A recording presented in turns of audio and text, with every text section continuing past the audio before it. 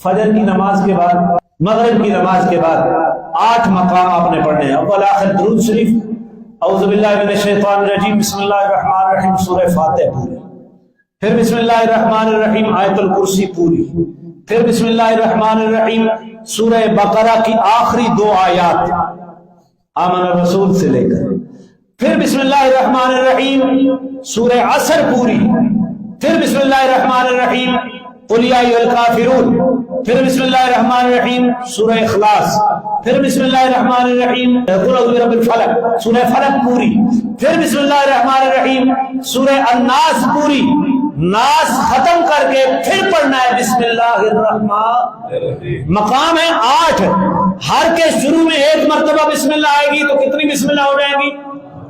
8 ہو جائیں گی۔ 1 مرتبہ آخر میں پڑھیں گے تو بسم اللہ کی تعداد کتنی ہوگی؟ 9۔